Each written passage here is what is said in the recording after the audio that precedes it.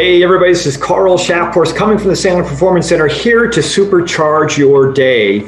And folks, we've been spending a considerable time on Super K trying to help you optimize the behaviors you choose to do, the behaviors that might lead to higher performance, more success, life change, and just a whole bunch of fun. Now folks, this is not easy. Remember, it's not just knowing what the behaviors are, it's also understanding how to execute them, how to do them. It's about practicing them, it's about willing to fail. It's about putting yourself outside your comfort zone so you can grow and learn new things. Folks, this is what this is all about. And so what I thought I would do before we move on is let's just take a quick look again over the top 10 sales behaviors that you could engage in. And here they are. The first one that we talked about was all about lead generation. This is so important. Lead generation is the ability to prospect, to warm up lists, to find where those people that need you are. And folks, there's a lot of different things that you can do. Perhaps there needs to be some training here. The scripting and how do you use social media to warm up leads and to actually help you sell. These are all the things that are involved in lead generation. Behavior number 2, it's the cookbook. This is your behavioral recipe. What is it that we need to do every day? Prospecting is difficult work, and unless we have a very clear definition of what we must do, we will creatively avoid it. The cookbook gives us that clear definition.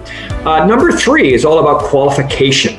Make sure that you're spending the hours of your day with customers who buy, with customers who generate revenue, and make sure you quickly dismiss those people who are just window shopping, just consuming time. Sometimes it's difficult to discern the window shopper from the real buyer, but a system of qualification can absolutely help with that. Behavior number 4 is about presentations.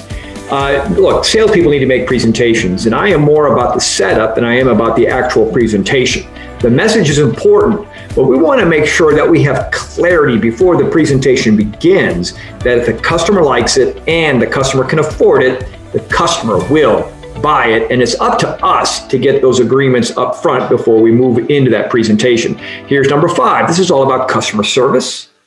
The importance of customer service. And look, we know that once you win a customer, you don't want to lose it. It's so much easier to keep a customer than it is to bring in a new one. And this customer service has such an impact on that because sales will bring it in. Customer service provides that world-class customer experience, so much so that the customers will never leave. And that then generates recurring revenue year over year over year. So how important is customer service? Ideally, you would like to have other people besides the salesperson do that. But if you don't have that capacity within your business, then we have to do that and have to work it in so much so that it doesn't consume the time that we go out and also generate new business.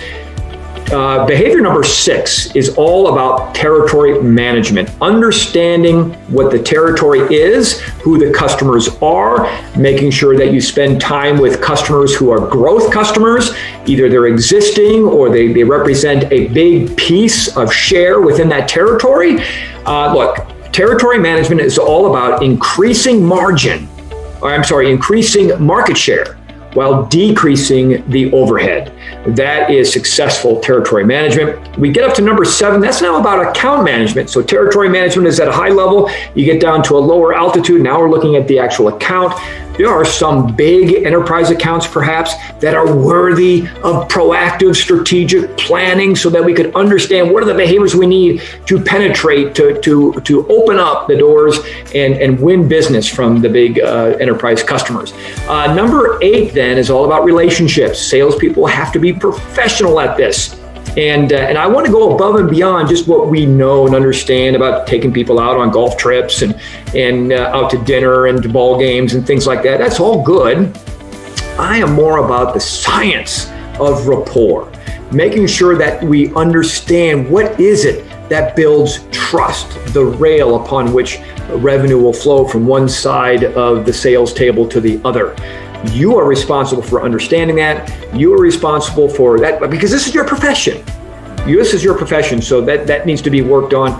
So building relationships is very important. Number 9 is all about development, the continuous development of the sales professional, whether it's reading books, attending seminars, training, And folks, this is not just a one-time deal. This must be ongoing because high-performance people will always be sharpening the saw and developing themselves.